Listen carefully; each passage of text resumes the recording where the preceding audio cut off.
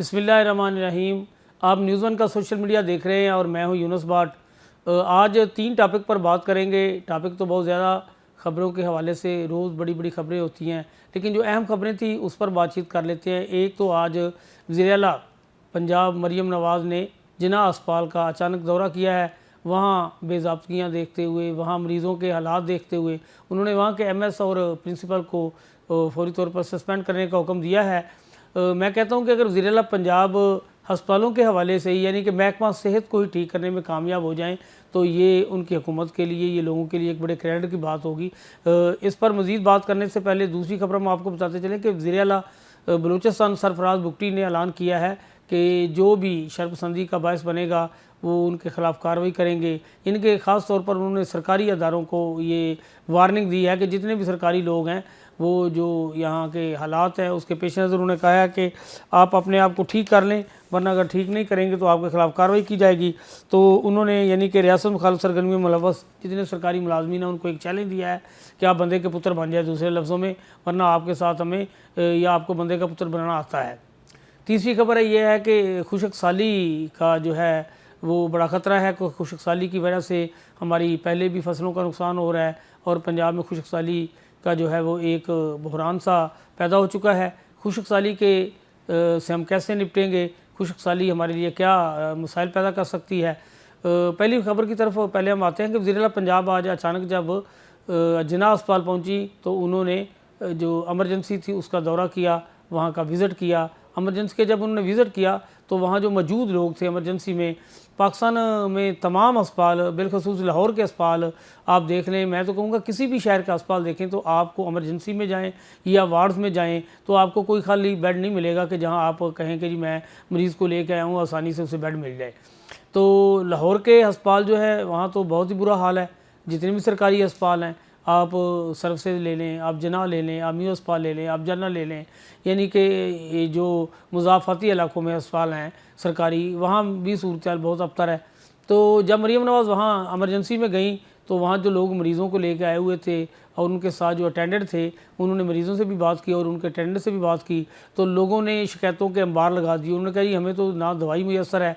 वज़ीर आला ने उनसे पूछा कि आपको दवाइयाँ मिल रही हैं, आपके टेस्ट फ्री हो रहे हैं? उन्होंने कहा जी ना दवाइयाँ मिलती हैं ना टेस्ट होते हैं। यानी कि लोगों का रोना धोना देख के वज़ीर आला जो है वो ख़ुद स्टोर तक उसका मुआयना करने गई तो स्टोर में दवाइयाँ भी मौजूद थी, सारा कुछ मौजूद था। तो वज़ीर आला को मज़ीद जो है वो इस बात पर गुस्सा आया कि जब अद्वियात भी मौजूद है, हुकूमत ने ये अद्वियात प्रोवाइड की हैं, तो यहाँ की इंतज़ामिया ये अद्वियात क्यों फ़राहम नहीं कर रही।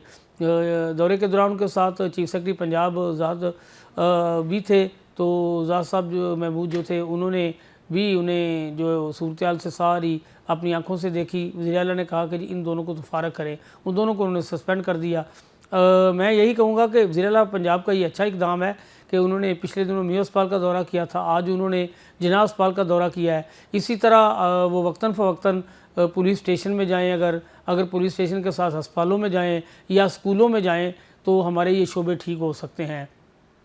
महकमा हेल्थ ख़ास तौर पर जहाँ लोगों की जान बचाने का एक शोबा है, यहाँ तो बहुत ज़्यादा ध्यान देने की ज़रूरत है। लोगों को ना तो शुगर की अद्वियात अस्पतालों से मुयसर हैं, ना लोगों को जो ब्लड प्रेशर की अद्वियात मुयसर हैं। लोग जो रोज़मर्रा की बीमारियों का शिकार हैं और लोग वहाँ मारे मारे फिर रहे हैं, कोई उनका पुरसाने हाल नहीं है, कोई पूछने वाला नहीं है। अस्पताल जो है वहाँ से हमेशा आए दिन कोई ना कोई केस सुन रहे होते हैं कि जी फ़लाँ अस्पताल से जो है अद्वियात चोरी होगी, फ़लाँ अस्पताल के मुलाजम अद्वियात चोरी में मुलव्वस पाए गए।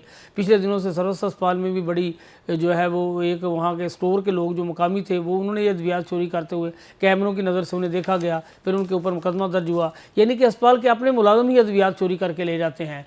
तो इस पर बड़ी तवज्जो देने की ज़रूरत है। मरीम नवाज़ का आज का ये मियाँ अस्पताल का दौरा लोगों के लिए एक बड़ा खुशैन दौरा है। लोग अब ये तवक्को कर रहे हैं कि अगर वज़ीर आला पंजाब इसी तरह पंजाब के अस्पतालों में दौरे करती रहीं तो उम्मीद है कि शायद महकमा सेहत की कोई हालत का कदरे बेहतर हो जाए। लोगों को ये वहाँ सहूलत मुयसर नहीं, डॉक्टर मुयसर नहीं, अद्वियात मुयसर नहीं, टेस्ट मुयसर नहीं, या जो बेड मुयसर नहीं होते, या बार वक्त चेकअप नहीं किया जाता, तो शायद वज़ीर आला के इस इक़दाम से कुछ बेहतरी आ जाए।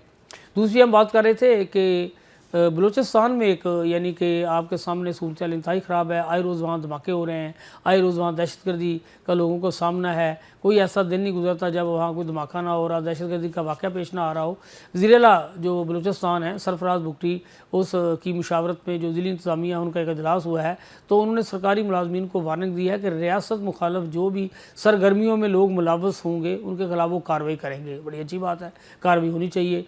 जो सरकारी मुलाजमीन है ख़ास तौर पर उनके हवाले से तो उन्हें मुहिब वतन होना चाहिए। उन्हें तो किसी भी ऐसी सरगर्मियों का हिस्सा नहीं होना चाहिए जो उनके लिए जो ये कि मुल्क मुखालफ सरगर्मियाँ जो यानी कि कर सके, वो ऐसा नहीं होना चाहिए। कानून ने इजाज़त नहीं देता कि वो सरकारी मुलाजम है, वो तो उन्होंने अपने हल्फ की पासदारी करनी चाहिए उन्होंने।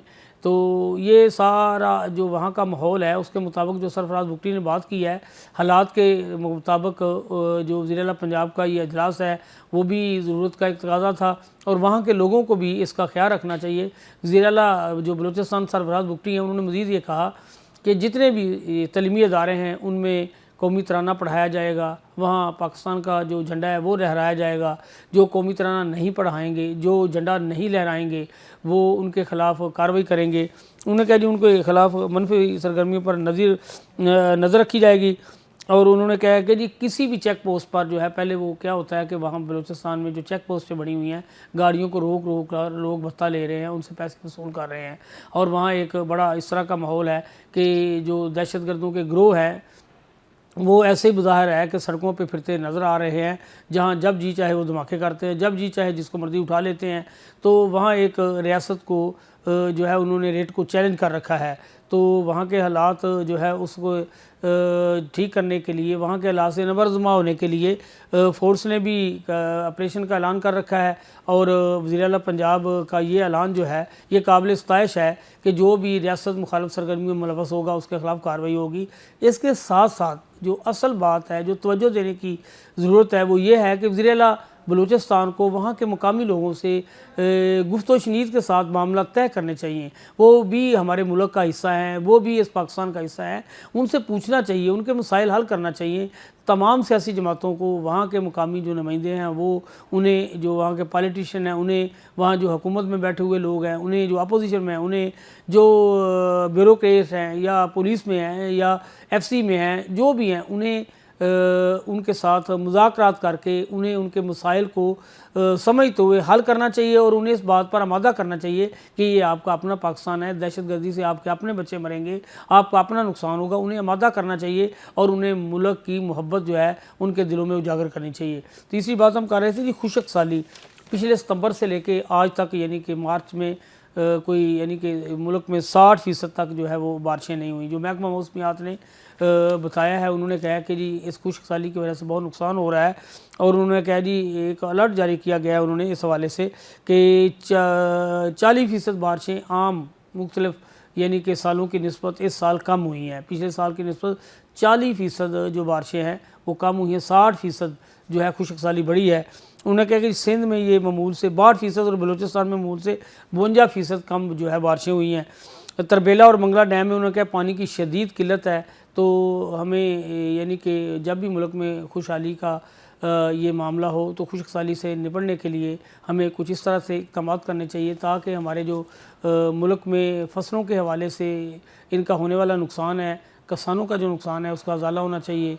बारिशों की वजह से किसान पहले ही वो बड़े जो है वो नुकसान में है। दूसरा, आपके सामने जिस तरह के हालात हैं, किसान पिछले कई सालों से फसलों की कीमत जो उन्हें मिलनी चाहिए वो मिल नहीं पा रही। पिछले साल गंदम ले के लोग, मुझे आज भी याद है, लाहौर की सड़कों पर बैठे हुए थे। अब फिर गंदम की फसल आ गई है, तो पिछले साल के कई ऐसे लोग हैं जिन्होंने गंदम की फसल अभी भी अपने गोदाम में या घरों में, मकानों में, घरों में रखी हुई है और उन्हें पूरी कीमत ना मिलने की वजह से वो उसको फ़रोख्त नहीं कर सके।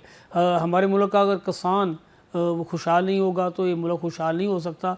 हमें अपने किसान को खुशहाल करना चाहिए, उसके मसाइल ख़त्म करने चाहिए। जिस तरह भी हुकूमत उन्हें ज़्यादा से ज़्यादा फैसिलिटेट कर सकती है करना चाहिए। अगर हमारा किसान खुशहाल हो जाएगा, अगर हमारा शोबा ज़राअत ठीक हो जाएगा, तो आप ये तवक्को कर सकते हैं कि मुआशरत में काफ़ी बेहतरी आ जाएगी। इस तबके में बेहतरी आने से मुल्क में जो गुर्बत है उसका भी ख़ात्मा होगा, किसान के खुशहाल होने से मज़दूरों को मजदूरी भी मिलेगी, गला मंडी में अनाज भी आएगा। तो इस पे गवर्नमेंट को तवज्जो देनी चाहिए। आज के इन 3 टॉपिक पर हम बात कर रहे थे, तो नए टॉपिक पर बात करने तक हमें अगले वीक तक के लिए इजाज़त दीजिए। अल्लाह निगहबान।